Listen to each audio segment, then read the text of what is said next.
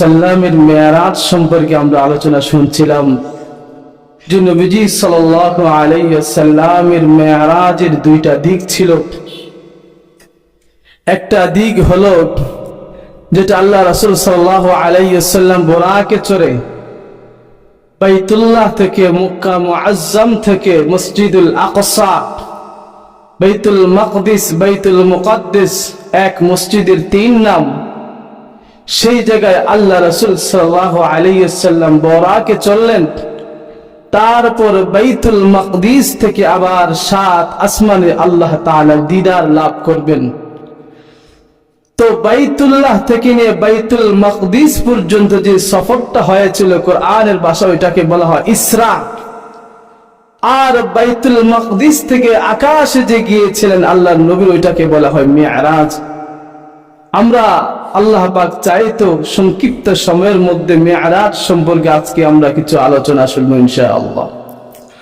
মুহতারাম হাজিরিন, আল্লাহ রাসূল সাল্লাল্লাহু আলাইহি ওয়াসাল্লাম যখন বাইতুল মাকদিসের সমস্ত নবীদের ইমামতি শেষ করলেন, এবার আল্লাহ রাসূল সাল্লাল্লাহু আলাইহি ওয়াসাল্লামকে জিবরাইল আমিন শত শত ফেরেশতাদেরকে নিয়ে আকাশের দিকে উঠতে থাকলেন। এক পর্যায়ে যখন প্রথম আকাশে গিয়ে যখন আল্লাহর নবী পৌঁছালেন, তো প্রথম আসমানের মধ্যে যে ফেরেশতা নিয়োজিত ছিল, যার দায়িত্ব ছিল প্রথম আকাশের গেট খুলে দেওয়া, তো ওই ফেরেশতা জিবরাইল আমিনকে প্রশ্ন করলেন, তুমি কে? তো ফেরেশতার উত্তরে জিবরাইল আমিন বলতেছেন, আনা জিবরাইল। বল, তোমার সাথে কে? কাকে নিয়ে এসেছো? বলতেছেন, আমার সাথে যে আছে তিনি হলেন রাহমাতুল লিল আলামিন মুহাম্মাদুর রাসূলুল্লাহ সাল্লাল্লাহু আলাইহি ওয়াসাল্লাম। তো ফেরেশতা জিজ্ঞেস করতেছে, তাকে যে তুমি তোমার সাথে করে নিয়ে আসলা, এটা কি আল্লাহ তাআলার অনুমতি ক্রমে? তো জিবরাইল আমিন বলতেছেন, হ্যাঁ, আল্লাহ তাআলার অনুমতি ক্রমে আমি তিনাকে নিয়ে এসেছি। আমি তাকে নিয়ে 7 আসমানে উঠবো। ওই ফেরেশতা সাথে সাথে প্রথম আসমানের গেট খুলে দিলেন। আল্লাহর নবী সাল্লাল্লাহু আলাইহি ওয়াসাল্লাম, লম্বা ঘটনা খুব সংক্ষিপ্ত আকারে আপনাদেরকে বলতেছি। প্রথম আকাশে গিয়ে আল্লাহ রাসূল সাল্লাল্লাহু আলাইহি ওয়াসাল্লাম আমাদের আদি পিতা বাবা আদম আলাইহিস সালামের সাথে সাক্ষাৎ হয়। সুবহানাল্লাহ। আল্লাহ নবী সাল্লাল্লাহু আলাইহি ওয়াসাল্লামকে পরিচয় করে দিলেন আদম আলাইহিস সালামের সাথে। এবার আদম আলাইহিস সালাম রাসূল করিম সাল্লাল্লাহু আলাইহি ওয়াসাল্লামকে কিছু নসিহত করলেন, কিছু উপদেশ দিলেন। আল্লাহর নবী উপদেশ গ্রহণ করার পর দেখলেন আদম আলাইহিস সালামের ডান দিকের মধ্যে কিছু মানুষের আকৃতি দেখা যায়, আবার বাম দিকে কিছু মানুষের আকৃতি দেখা যায়। আদম আলাইহিস সালাম যখন ডান দিকে তাকান তখন তিনি খুব হাসি খুশি, মন উৎফুল্ল দেখা যায়। আবার যখন বাম দিকে তাকান মনটা বেজার, কষ্টে বুকটা ফেটে যায়, এই অবস্থা। কারণ কারো যদি দুইটা সন্তান এমন হয়, একটা ছেলে খুব পড়াশোনা করেছে, ভালো রেজাল্ট করেছে, সুন্দর জীবন যাপন করে, পরহেজগার, নামাজি, নেককার সন্তান, তো স্বাভাবিক বাবা ওই সন্তান দ্বারা আনন্দ পাবে, উৎফুল্ল হবে, সুখ পাবে, এটাই স্বাভাবিক, কি বলেন? আরেকটা সন্তান যদি এমন হয় যেখানেই যায় বাবার নাক মুখে কালি মাখে, সমাজে মানুষের সাথে খারাপ ব্যবহার করে, মানুষ ভালো চিনে না, বিভিন্ন নেশায় মত্ত থাকে, খারাপ কাজ তার দ্বারা সংগঠিত হয়, বাবা রাস্তাঘাটে বের হলে সন্তানের নামে বিভিন্ন অভিযোগ আসে, তো স্বাভাবিক বাবা যখন ওই ছেলে সন্তানের দিকে তাকাবেন তখন মনটা একটু খুশি বেজারই থাকবে, কি করো? সন্তান দুইটা, একটা ভালো আর একটা খারাপ, ভালোটার দিকে লক্ষ্য করলে ওনার আনন্দ খুশি হয়, সুখ হয়, আর খারাপটার দিকে লক্ষ্য করলে ওনার কষ্টে বুকটা ফেটে যায়। আদম আলাইহিস সালাম যখন ডান দিকে তাকান খুব খুশি হয়ে যান, বাম দিকে তাকাইলে খুব দুঃখ বেদনা পান। জিবরাইল আমিনকে বলেন, ভাই জিবরাইল, আল্লাহর নবী আদম আলাইহিস সালামের এই অবস্থা কেন? তিনি ডান দিকে তাকাইলে খুশি হন, আর বাম দিকে তাকাইলে তিনি কষ্টে তিনার বুকটা ফেটে যায়, কারণটা কি? জিবরাইল আমিন তখন বলতেছেন, ডান দিকে যারা আছে তারা হল আসহাবুল ইয়ামিন, আর যারা বাম দিকে আছে এরা হল আসহাবুস শিমাল। কোরআনে কারীমের মধ্যে ডান দিকে লোকদের কথা আল্লাহ পাক কোরআনের মধ্যে বর্ণনা করেন, ওয়া আসহাবুল ইয়ামিন মা আসহাবুল ইয়ামিন ফি সিদরিন মাখদুদ। যারা ডান দিকের মানুষ, যারা ডান দিকের লোক, তারা কত ভাগ্যবান মানুষ। যারা কিয়ামতের পর যারা ফি সিদরিন মাখদুদ, এমন একটা জায়গার মধ্যে, এমন একটা উদ্যানের মধ্যে তারা বসবাস করবে, যেই জায়গার মধ্যে কাঁটাবিহীন কুল বৃক্ষ থাকবে, ও ফাকিহাতিন কাসীরা, ওই জায়গার মধ্যে অনেক ফল ফলাদি থাকবে, সুন্দর সুস্থ স্বচ্ছ পানি থাকবে, লা মাকতুআতিন ওয়ালা মামনুআ, ওই স্বচ্ছ পানি, ওই ফল ফলাদি কোনোদিন শেষ হয়ে যাবে না। সুবহানাল্লাহ, জান্নাতের কথা বলতেছেন। وماء مسكوب وفاكهة كثيرة لا مقطوعة ولا ممنوع وفرش مرفوع। ডান দিকের লোকেরা যেই জায়গা থাকবে, আল্লাহ পাক তাদের জন্য সুন্দর মনোমুগ্ধকর বিছানার আদেশ করেছেন, বিছানা তৈরি করেছেন। ইন্না আনশানাহুন্না ইনশাআ, আল্লাহ পাক বলে জান্নাতে যে রমণী আছে তাদেরকে আমি বিশেষ আকৃতিতে আমি আল্লাহ সৃষ্টি করেছি। উরবান আতরাবা লিআসহাবিল ইয়ামিন, যে জান্নাতের রমণীরা তারা বাকেরা হবে এবং সমবয়স্ক হবে, সঙ্গিনী হবে। আল্লাহ পাক বলেন এই সমস্ত সবগুলো নিয়ামত হলো আসহাবুল ইয়ামিন, অর্থাৎ ডান দিকের দল, যারা ডান দিকের তাদের জন্য। সুবহানাল্লাহ, আল্লাহ পাক বুঝাইতেছেন যে যারা ডান দিকের লোক তাদেরকে আল্লাহ তাআলা জান্নাত দেখাচ্ছেন, যে আদম আলাইহিস সালাম জান্নাতীদেরকে দেখেন। আর বাম দিকের সম্পর্কে আল্লাহ পাক কোরআনের মধ্যে বলেন, ওয়া আসহাবুশ শিমাল মা আসহাবুশ শিমাল ফি সামুম ওয়া হামিম। ও পয়গম্বর, তুমি জানো না কেন আদম আলাইহিস সালাম বাম দিকে তাকাইলে তিনার মনটা বেজার হয়ে যায়? কারণ বাম দিকের লোকেরা যারা মৃত্যুর পরও তারা এমন একটা জায়গার মধ্যে থাকবে, যেই জায়গার মধ্যে কোনো আলো বাতাস পাবে না, ভালো কোনো পানি পাবে না, ফুটন্ত গলত পুইস পানির মধ্যে তারা বসবাস করবে। ফি সিদরিম মাকদুদ ওয়া জিল্লিম মিন ইয়াহমুম লা বারিদিন ওয়ালা কারীম, তারা ওই জায়গার মধ্যে থেকে শান্তি, সুখ শান্তি কোনো কিছুই পাবে না। নাউজুবিল্লাহ। আল্লাহ তাআলা আদম আলাইহিস সালামের এই আকৃতি নবীকে দেখিয়েছেন, যে যারা বাম দিকের লোক তাদেরকে দেখতেছেন এরা হলো জাহান্নামী, আর যারা ডান দিকে দেখতেছেন তারা হলো জান্নাতি। আল্লাহ পাক আদম আলাইহিস সালাম এই অবস্থা যখন দেখাইলেন, নবীজি সাল্লাল্লাহু আলাইহি সাল্লামকে উপদেশ দিলেন। উপদেশ গ্রহণ শেষ। এবার আল্লাহর নবী কিনে জিবরাইল চলে গেলেন দ্বিতীয় আসমানে। প্রথম আকাশের মাসালা শেষ হয়ে গেল। এবার যখন দ্বিতীয় আসমানে গেলেন, প্রথম আসমানের মতো প্রশ্নের সম্মুখীন জিবরাইল হইল। এবার জিবরাইল প্রশ্নের উত্তর দিয়া চলে গেলেন দ্বিতীয় আসমানে। দ্বিতীয় আসমানে গিয়া সাক্ষাৎ হলো নবী ঈসা আলাইহিস সালাম, ইয়াহইয়া আলাইহিস সালামের সঙ্গে। আবার চলে গেলেন তৃতীয় আসমানে। তৃতীয় আসমানে গিয়া নবী ইউসুফ আলাইহিস সালামের সাথে সাক্ষাৎ। আবার চলে গেলেন চতুর্থ আসমানে। চতুর্থ আসমানে নবী ইদ্রিস আলাইহিস সালামের সাথে সাক্ষাৎ। গেলেন পঞ্চম আকাশে। পঞ্চম আকাশে নবী হারুন আলাইহিস সালামের সাথে সাক্ষাৎ হলো। গেলেন ষষ্ঠ আকাশে। ষষ্ঠ আকাশে গিয়া নবী মুসা আলাইহিস সালামের সাথে সাক্ষাৎ। এবার গেলেন সপ্তম আকাশে। সপ্তম আকাশে চলে গেলেন বাইতুল মামুরে। ওই জায়গায় গেলেন ইব্রাহিম আলাইহিস সালামের সঙ্গে সাক্ষাৎ। সুবহানাল্লাহ।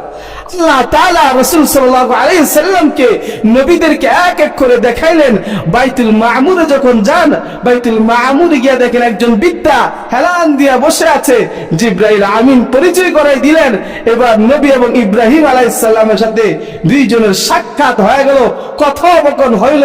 হওয়ার পরে এবার কিছুক্ষণ পর যখন চলতে চলতে এক পর্যায়ে সিদরাতুল মুনতাহা পর্যন্ত গেছেন।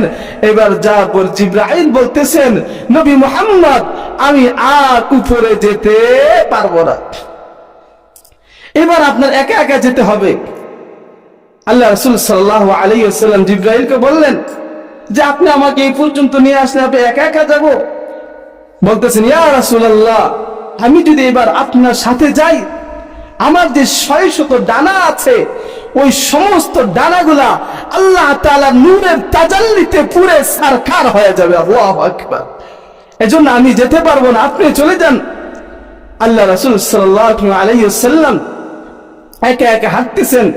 ওই সিদরাতুল মুনতাহায় আল্লাহ রাসূল সাল্লাল্লাহু আলাইহি ওয়াসাল্লাম জিবরাইলকে পুরা 600 ডানা বিশিষ্ট আকৃতিতে আল্লাহ তাআলা দেখিয়েছেন। সুবহানাল্লাহ। জিবরাইল আমিন কেমন ছিলেন একটু শুনবেন। তার 600 ডানা, এক একটা ডানা সারা পৃথিবী আসমানের চাইতে বড় ছিল জিবরাইলের ডানা। আল্লাহ তাআলা এরকম 600 ডানা বিশিষ্ট ওই জায়গায় দেখিয়েছেন। কুরআনে কারীমের মধ্যে এসেছে ওয়ালাকাদ রাআতু নাজলাতান উখরা ইনদা সিদরাতিল মুনতাহা ইনদাহা জান্নাতুল মাওয়া। যে জিবরাইল আমিনকে পুনরায় আল্লাহ রাসূল সাল্লাল্লাহু আলাইহি ওয়াসাল্লাম সিদরাতুল মুনতাহা একবার দেখেছেন, আর সিদরাতুল মুনতাহার কাছেই হচ্ছে জান্নাতুল মাওয়া। সুবহানাল্লাহ। আল্লাহ রাসূল সাল্লাল্লাহু আলাইহি ওয়াসাল্লাম একা একা হাঁটতেছেন, যাচ্ছেন।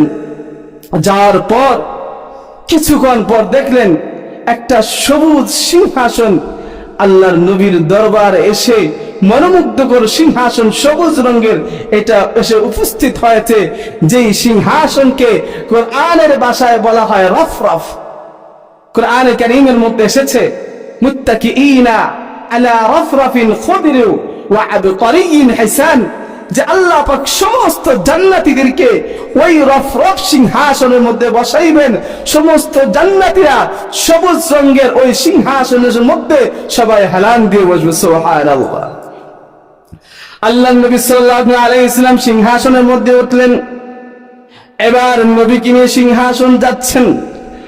আল্লাহ রাসূল সাল্লাল্লাহু আলাইহি ওয়াসাল্লাম এই সফরের মধ্যে আল্লাহ তাআলার বহু বড় বড় নিদর্শন দেখেছেন।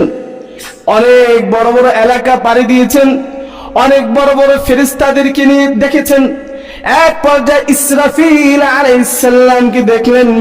ইসরাফিল আলাইহিস সালাম সিংহে একটা মুখের মধ্যে নিয়ে দাঁড়িয়ে আছে, যে আল্লাহ তাআলা কখন অনুমতি দিবেন আর তিনি ফু দিবেন।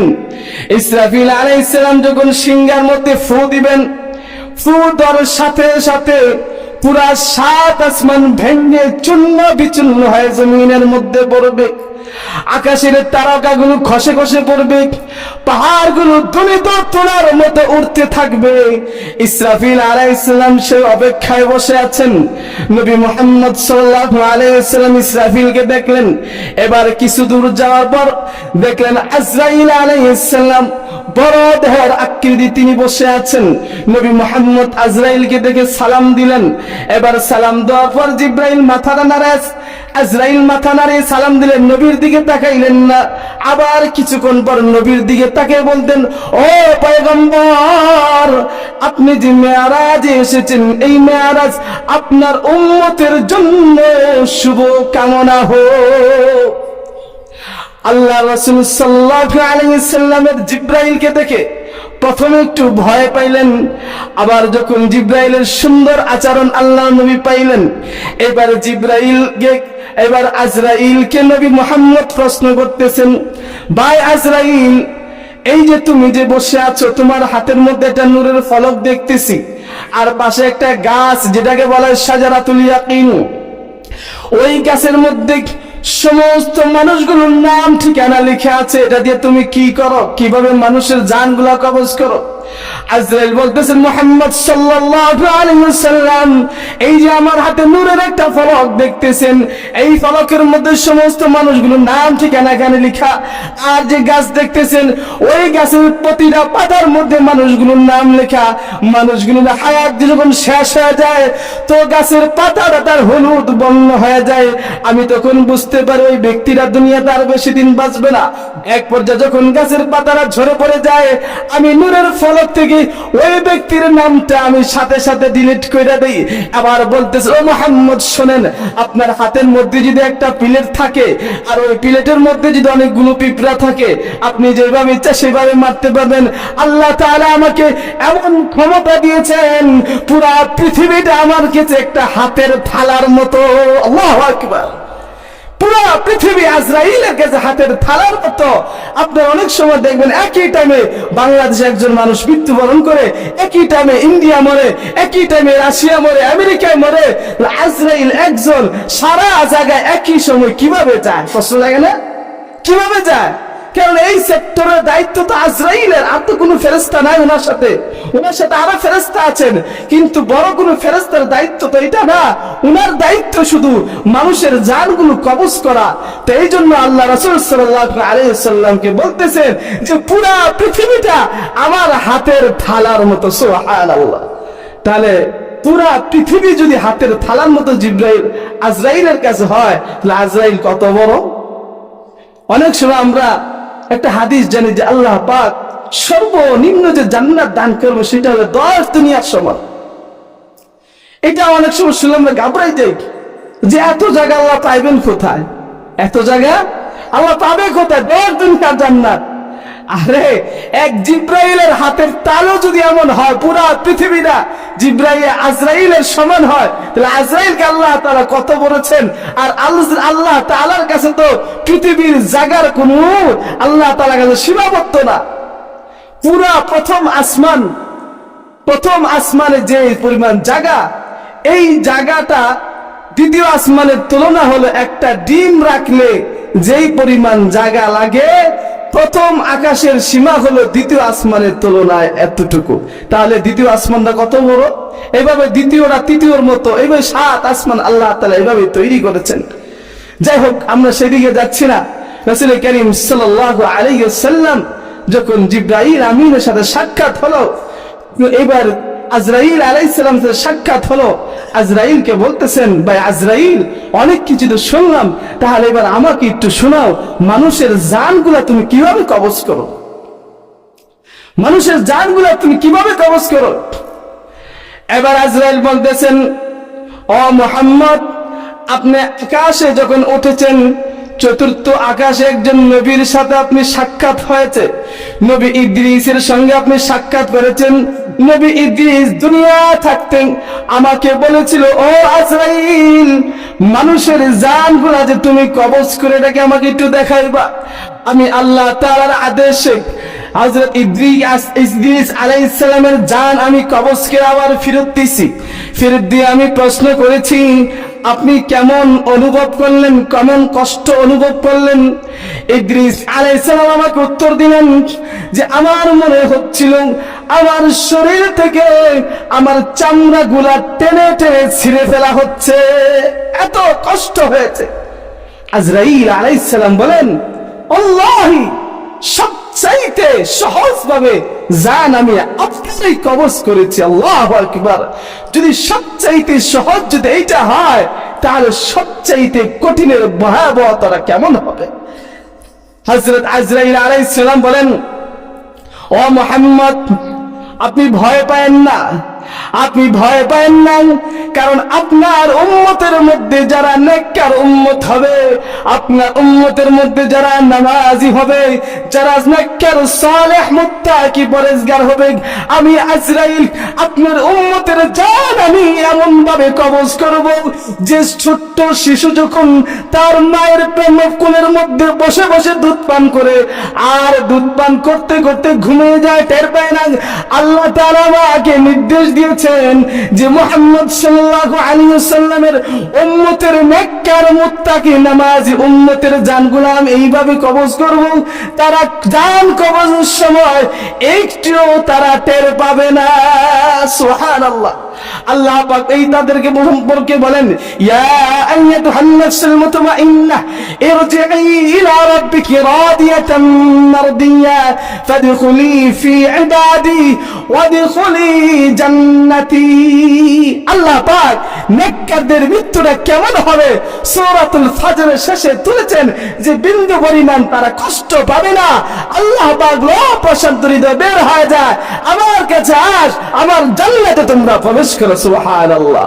মুহতারাম হাজরিন, আল্লাহ পাক যখন মুহাম্মদ সাল্লাল্লাহু আলাইহি ওয়াসাল্লামকে 7 আকাশে উঠিয়ে নিয়ে এবার আজরাইলের সাথে সাক্ষাৎ হলো, যেতে যেতে আল্লাহ রাসূল সাল্লাল্লাহু আলাইহি ওয়াসাল্লাম আল্লাহ তাআলার কাছে কাছে চলে এসেছেন। কুরআনে কারীমের মধ্যে এসেছে, থুম্মা দানা ফাতাদাল্লা ফাকানা কাবা কাউসাইনি আদনা, যে ধনুক একটা বা দুইটা ধনুকের দূরবর্তী এতটুকু কাছাকাছি যখন আল্লাহ তাআলার কাছে কাছে নবী মুহাম্মদ চলে গেলেন, এইবার গায়েবী আওয়াজ এসেছে, ও মুহাম্মদ, আল্লাহ তাআলার জন্য তুমি কি হাদিয়া নিয়ে এসেছো? কি হাদিয়া নিয়ে এসেছো? বন্ধুর সাথে সাক্ষাৎ করতে আসলা, কি নিয়ে আসলা?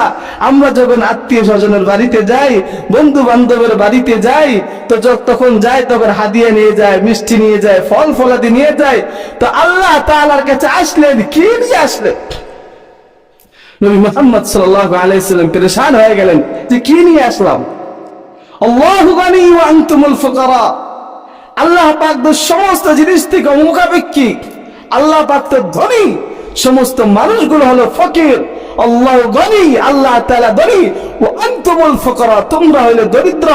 আল্লাহ পাক তো আরশ আজিমের মালিক, লৌহ কলমের মালিক, সাত আসমান জমিনের মালিক। আল্লাহ পাকের কাছে আমি কি নিয়ে আসবো? সমস্ত রাজা বাদশাদের মালিক, সমস্ত ধন ভান্ডারের মালিক, আমি আল্লাহ তাআলার কাছে কি নিয়ে আসবো? নবী পেরেশান হয়ে গেলেন। একটু পর আল্লাহ পাক নবী মুহাম্মদ সাল্লাল্লাহু আলাইহি সাল্লাম মুখের জবান থেকে বের করে দিলেন, আত্তাহিয়াতু লিল্লাহি, আত্তাহিয়াতু লিল্লাহি ওয়াস সালাওয়াতু ওয়াত তাইয়্যিবাত। এই যে আমরা নামাজের মধ্যে আত্তাহিয়াতু বলি, তাশাহুদ পড়ি, এটা সম্পূর্ণ এই যে আল্লাহ নবীর সঙ্গে কথোপকথনের মাধ্যমে এসেছে।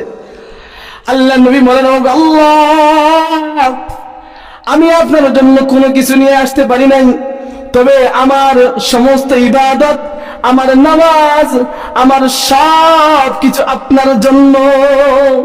আল্লাহ পাক খুশি হয়ে গেলেন। এবার খুশি হয়ে উত্তর দিলেন, আসসালামু আলাইকা আইয়ুহান নাবিয়্যু ওয়া রাহমাতুল্লাহি ওয়া বারাকাতুহু। আল্লাহ পাক বলেন, মুহাম্মদ, আমার শান্তি তোমার উপর বর্ষিত হোক, আল্লাহ তাআলার রহমত তোমার উপর বর্ষিত হোক। আল্লাহ নবী আরশে গেছেন, মেরাজে গিয়ে উম্মতকে ভুলে যান নাই।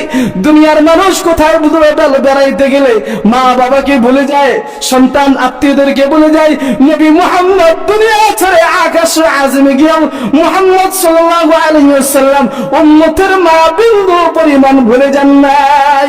এবার আল্লাহ তাআলাকে উত্তর দিতেছেন, ও আল্লাহ, ও পরওয়ারদিগার আল্লাহ, এই শান্তি, এই রহমত শুধু আমার জন্য হলে হবে না, এই শান্তি আসসালামু আলাইনা ওয়া আলা ইবাদিল্লাহিস সালিহিন, এই শান্তি আমার সমস্ত উম্মতের জন্য, আমার নামাজ উম্মতের জন্য, আমার সমস্ত নেককার উম্মতের জন্য এই শান্তি। সুবহানাল্লাহ। আল্লাহর নবী মেরাজে গিয়ে উম্মতের মায়া ভুলে যান নাই। এবার যখন আল্লাহ এবং আল্লাহ রাসূলের সাথে কথোপকথন, আরশ আজিম বহন করা ফেরেশতারা সব কিছু দেখতেছেন যে উম্মতের প্রতি এত মায়া, তখন ফেরেশতা সবাই বলে উঠেছেন, আশহাদু আল্লা ইলাহা ইল্লাল্লাহু ওয়া আশহাদু আন্না মুহাম্মাদান আবদুহু ওয়া রাসূলুহু। এই জন্য আল্লাহ তাআলা নামাজের মধ্যে তাশাহুদকে, আত্তাহিয়াতুকে ওয়াজিব করে দিয়েছেন। কোন ব্যক্তি যদি ইচ্ছাকৃতভাবে তাশাহুদ নামাজের মধ্যে ছেড়ে দেয়, তার নামাজ, আপনারা বলেন হবে? নামাজ হবে? নামাজ হবে না। ইচ্ছাকৃতভাবে কেউ যদি তাশাহুদ ছেড়ে দেয়। মুহতারাম হাজিরিন, আল্লাহ রাসূল সাল্লাল্লাহু আলাইহি ওয়াসাল্লাম আল্লাহর কাছে চলে গেলেন। এবার গিয়ে মুহাম্মদ সাল্লাল্লাহু আলাইহি ওয়াসাল্লামকে আল্লাহ তাআলা তিনটা হাদিয়া দিয়েছেন। কয়টা হাদিয়া? এই উম্মতের জন্য তিনটা হাদিয়া দিয়েছেন। আল্লাহ রাসূলকে এক রকমে আল্লাহ তাআলা 50 ওয়াক্ত নামাজ উম্মতের জন্য আল্লাহ তাআলা হাদিয়া দিয়েছেন। সুবহানাল্লাহ। আল্লাহ রাসূল সাল্লাল্লাহু আলাইহি ওয়াসাল্লাম 50 ওয়াক্ত নামাজ দিয়ে যখন আসতেছিলেন, সপ্তম আকাশে ইব্রাহিম আলাইহিস সালামের সাথে সাক্ষাৎ। নবী ইব্রাহিম কিছু বলেন নাই। ষষ্ঠ আকাশে যখন আসছেন, মূসা আলাইহিস সালামের সাথে সাক্ষাৎ। এবার মূসা নবী বলতেছেন, ইয়া রাসূলুল্লাহ, উম্মতের জন্য আপনার বন্ধু কি দিয়েছে? উম্মতের জন্য আপনি কি দিয়েছে? আল্লাহ নবী তখন বলতেছেন, আমার উম্মতের জন্য আল্লাহ তাআলা 50 ওয়াক্ত নামাজ দিয়েছেন। কয় ওয়াক্ত? 50 ওয়াক্ত নামাজ দিয়েছেন। মূসা আলাইহিস সালাম বনি ইসরাইলের নবী, খুব কঠিন একটা জাতি ছিল বনি ইসরাইল। আমরা অনেক সময় গালি দিই, বনি ইসরাইলের দল খুব উচ্ছৃঙ্খল এক জাতি ছিল। আল্লাহর নবী মুসা নবী বলতেছেন, মুহাম্মদ আপনি তাড়াতাড়ি আল্লাহর কাছে যান, আপনার উম্মত এই নামাজ এত উক্ত নামাজ আদায় করবে না। ইরজি ইলা রাব্বিকা ফাসআল আত-তাখফীফ ফাইন্না উম্মাতাকা লা তুতাকু যাকা ওয়া ফাইন্নী ক্বাদ বালাগতু ওয়া খাবতুহুম। আপনি আল্লাহ তাআলার কাছে যান, আপনার উম্মত এত উক্ত নামাজ আদায় করতে পারবে না। আমি বনি ইসরাইলের থেকে তিক্ত অভিজ্ঞতা আমার আছে। আল্লাহর নবী চলে গেলেন আল্লাহর কাছে। আল্লাহ তাআলা কিন্তু সবকিছু জানতেন, কিন্তু আল্লাহ তাআলা চাচ্ছেন বন্ধু আমার কাছে আসো। এবার আল্লাহর নবীকে আল্লাহর কাছে দরখাস্ত করলেন, ওগো আল্লাহ, আল্লাহ আমাকে একটু নামাজ কমাইয়া দেন। আল্লাহ তাআলা 5 ওয়াক্ত নামাজ কমাই দিলেন। হয়েছে কত? 45 ওয়াক্ত। আবার আসছেন মুসা নবীর কাছে।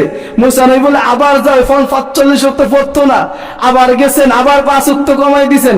এইভাবে 9 বারে 5 ওয়াক্ত করে কমাইতে 45 ওয়াক্ত আল্লাহ তাআলা মাফ করে দিবেন। আছে কয়েকত? 5 ওয়াক্ত। মুসা নবীর সাথে সাক্ষাৎ। মুসা নবী আবার যান, আপনার উম্মতে 5 ওয়াক্ত পড়তো না। বলেন কি?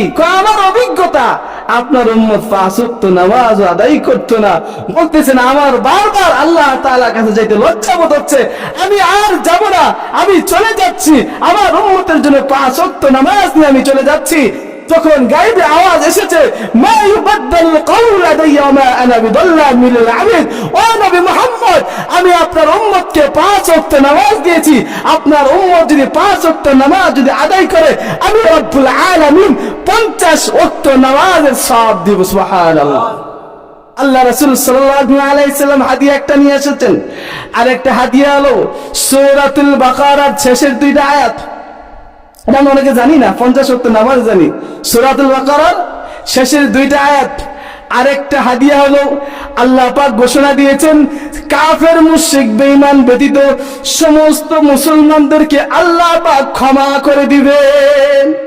আল্লাহ পাক মুসলমানদেরকে কিয়ামতের ময়দানে কখনো কাউকে কোন আলেমের সুপারিশ দ্বারা আল্লাহ তাআলা মাফ করে দিবেন, কাউকে নবীর সুপারিশ দ্বারা মাফ করে দিবেন, কাউকে হাফেজে কোরআনের সুপারিশ দ্বারা মাফ করে দিবেন। এইভাবে এক এক করে মানুষদেরকে আল্লাহ তাআলা মাফ করে দিবেন। তবে যারা ঈমান নিয়ে যাবে না, কাফের মুশরিক ঈমান হারা হয়ে মারা যাবে, তাদেরকে আল্লাহ তাআলা মাফ করবেন না। আল্লাহ পাক কোরআনে কারীমের মধ্যে বলেন যে কাফের মুশরিক বেঈমানেরা এরা যদি জাহান্নাম থেকে বাঁচার জন্য সারা পৃথিবী বইরা যদি স্বর্ণ আল্লাহ তাআলার কাছে মুক্তি পণ হিসাবে উপস্থিত করে, তারপর আল্লাহ রাব্বুল আলামিন বলেন, ফালাই ইউকবালা আহাদিহিম মিলউল আরদি যাহাবান ওয়ালাউ ইফতাদা বি। তারপরেও তাদের থেকে মুক্তিপণ হিসাবে সারা পৃথিবী পরিমাণ স্বর্ণ আল্লাহ রাব্বুল আলামিন কবুল করবেন না। আল্লাহ পাক তাদেরকে সোজাসুজি জাহান্নামের মধ্যে দিবেন এবং জাহান্নামের মধ্যে তারা চিরস্থায়ীভাবে বসবাস করবে। নাউযুবিল্লাহ। আর মুসলমান ঈমানদার আল্লাহ রাব্বুল আলামিন তাদেরকে কাউকে কোন নবীর দ্বারা, কোন ওয়ারিসের দ্বারা, কোন গাউসের দ্বারা, কুতুবের দ্বারা, আলেমের দ্বারা, হাফেজে কোরআনের দ্বারা, ইমামের দ্বারা আল্লাহ তাআলা তাদেরকে মাফ করে দিবেন। সুবহানাল্লাহ। আল্লাহ রাব্বুল আলামিন আমাদেরকে সকলকে 5 ওয়াক্ত নামাজ জামাতের সাথে আদায় করার তৌফিক দান করুন।